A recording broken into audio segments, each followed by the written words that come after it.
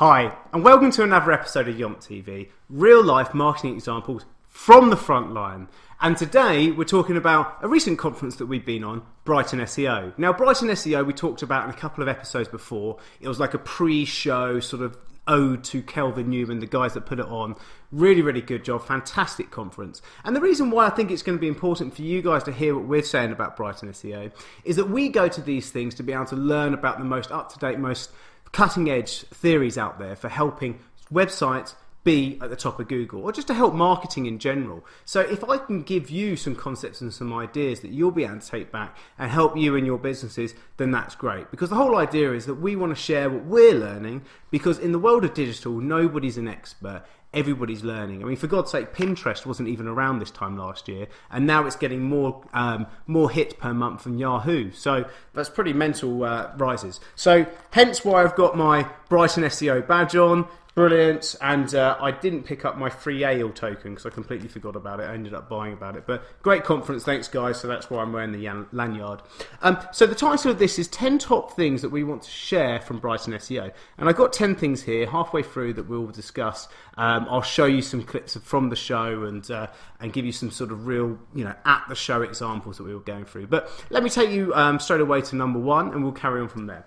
So first thing we want to talk about, or first take home that we had, was form follows functionality. So the idea of this is that you start with functionality first and then you follow it with form. So if you're designing a website, you start with the functionality. So for example, download this report, convert here, I want you to buy this product. That's what you start with. And then you design back from there. So it's a bit of an old school theory, of course it is, but it's worth reiterating. Form has to follow functionality because there's so much out there, there's so much noise in terms of the design world and links here and pretty pictures here and everything, that we're getting more and more clever at how we can design, but we're losing track of how we actually should be communicating. So therefore the format of communicating online needs to be followed by, the functionality of communication needs to be followed by the form. So start with the objective, finish with the design.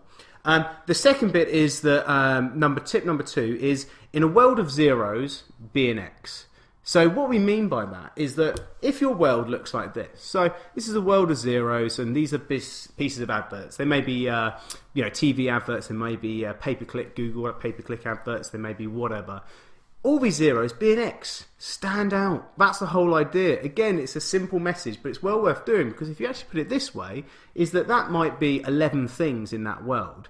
But actually, if you're an X, you've got 50% of the noise retention, because when you actually lay it down, that's what you're looking at. That one X takes up 50% of someone looking at those set of adverts' time, because all those zeros, maybe if you're a zero, you might have 1 in 10 chance of taking someone's thought process.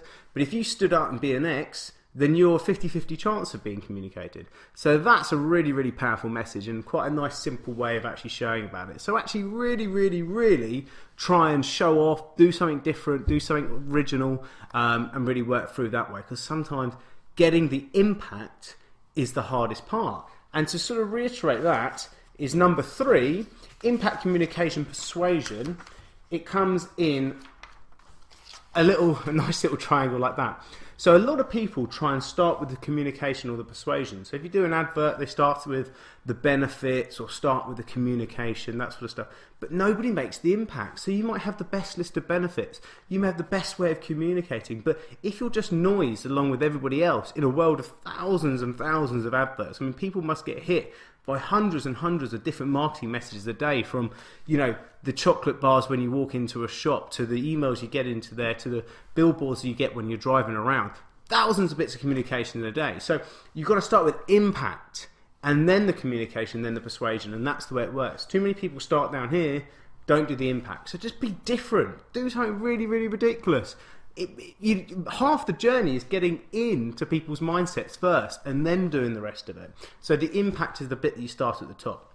Okay, so number 4, and we alluded to it half through it, is that Pintrest, didn't see it this time last year, has an 80% female audience. So in terms of targeting, that's actually really, really interesting. So if you're a brand looking after female audience, Pinterest's audience is 80% female. So that's a great way, if you've got clients out there, or if you're selling stuff for a female audience, go straight away for Pinterest, because it's a really, really good place to be able to do that. And if you need to have a bit more information about that, well, have a look at blogs and stuff about how to work Pinterest in your favour. It works well. And just to re-say that point I said earlier, Pinterest has more traffic per month than Yahoo. So if you think that it's small, it's not. It's massive. And number 5 is going to give you some real life marketing examples, again, from the front line at Brighton SEO. So without further ado, let me pass you over to me at Brighton. So we are here in the lovely city of Brighton, and it's about 5 to 9, and the person that we allowed to stay down here, Heather Keast, on an SEO course yesterday ahead of the Brighton SEO conference, is late, and we got up at 6 o'clock in the morning and drove down here, and we are here in time for our coffee. So, Tim's also said that we think she's hungover as well, so it's not going to go down very well in her appraisal that's going to come up. Probably tomorrow we're going to fast track the appraisal and talk about that. But anyway, enough of that. I'm really looking forward to the conference today. There should be some exciting stuff, some great speakers. We're going to do a few sort of video updates throughout the day to let you know what we're seeing and what we're talking about. Really, really excited. Big thank you again to Kelvin Newman and the SEO, Brighton SEO team, and SiteVisibility team. And yeah, it should be a good day. So goodbye from me. It's another episode, or beginning episode of YompTV from the front line. Me, Richard Woods, and Timothy Woods.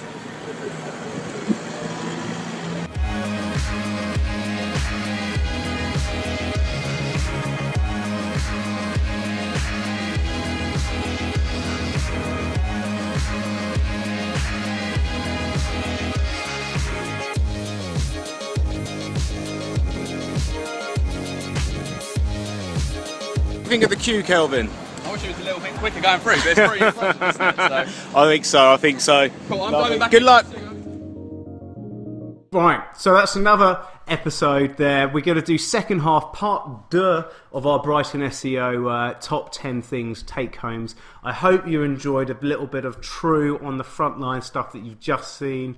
There was quite a few nice little examples, and I hope there's some good take-homes. You can obviously see that we're out in the breakout times at Brighton SEO then, and it was a great conference, so I appreciate that. You can see by the queue that it was pretty long as well, so pretty crazy stuff, but well done to the team. So let's take home number 6. So augmented reality is coming. So what that actually means is that, you know, when you look at people and they've got phones set up and you can actually see through the camera phone, and then it will ping up local restaurants and bars. So it works a little bit like Google Maps, but all you're doing is looking at reality through the phone's screen, and it will be your high street. But on that high street, there'll be little flags like they got on Google Maps saying, this restaurant is McDonald's and this is how many ratings it's got. This rating is the local chef guy who's got one restaurant, he's a local guy. This is how many ratings it's got. And the whole idea about that is that actually by using things like local reviews, within your sort of local search thing, so Google local, that sort of stuff,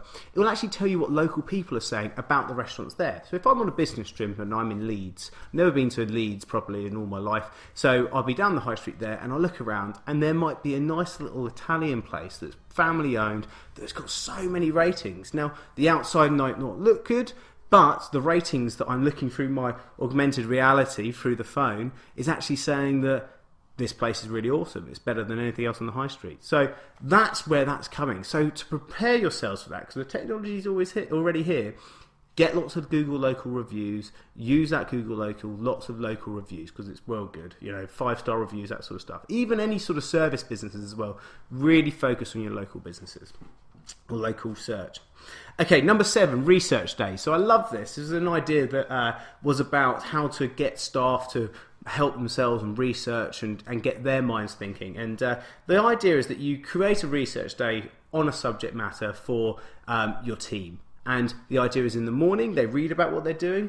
At lunchtime, you go out for lunch or have a packed lunch in the park or whatever, and you debate what we've all learnt in the morning for reading. And in the afternoon, you innovate. So you implement those ideas into your workplace there. So for us, we may go and read a load of SEO stuff in the morning, debate it over lunch, and then the stuff that we think is good to take forward, we stick in. Same might be for graphic design. If you're, accountancy, you might do a bit of research around the budget and then work out what's good and how you can go out and promote your business using the budget and then innovate through there, or that sort of stuff. So think about those research days. Sometimes it's good for people to take a bit of time out and think about their job roles. You might want to implement that into your team as well.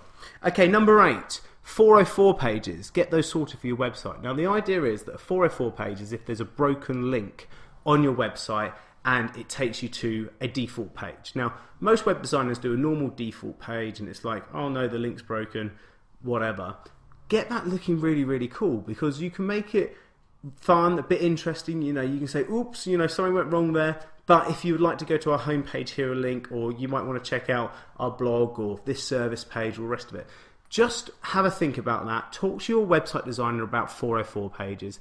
They're just a normal page on your website, and it just means that if something goes wrong when someone's surfing your site, they don't think, God, it's a crap site. They think, all right, broken links happen, but you thought about it, you've gone to a 404 page, and now you've given me a few other options as well. On MailChimp, for example, they've actually put a video in there. On Fiverr.com, they've got a video in there. Boom, boom, boom, this is what happens, and you watch the video. So actually you taking a negative and making it into a positive. So ask your website designer about 404 pages. Number 9, content strategy. Now, content strategy was quite a nice analogy, is that it works a little bit like if you listen to like an audio file or like they have on the radio. So something a little bit like this. So if you are blogging out there or putting content on your website, this is how you really, really want it. So these little bits in here, they're just little normal blog posts. So there might be 10 tips about this, there might be 3 suggestions about this, there might be little reviews or testimonials or whatever it is on your blog. And then these are your big killer bits of content. So again, use the accountant's analogy.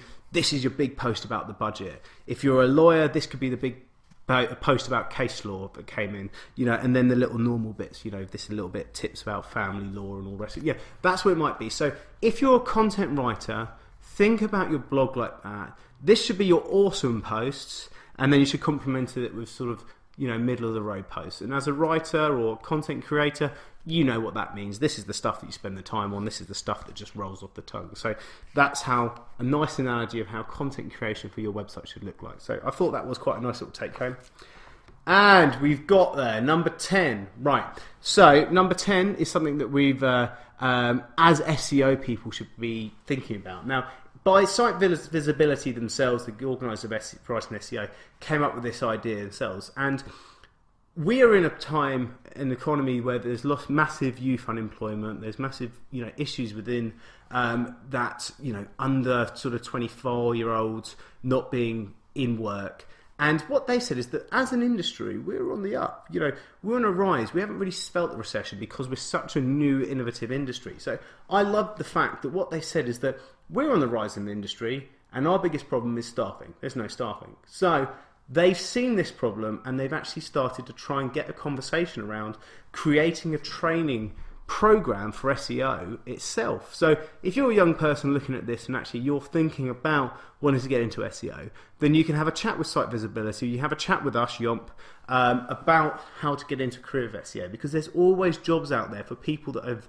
got that sort of analytical mind to be able to analyse stats, or interested enough for the sort of social space, loves social media, Facebook and all the rest of it. You've all got mates that are, on Facebook every single day, every single hour, every single day.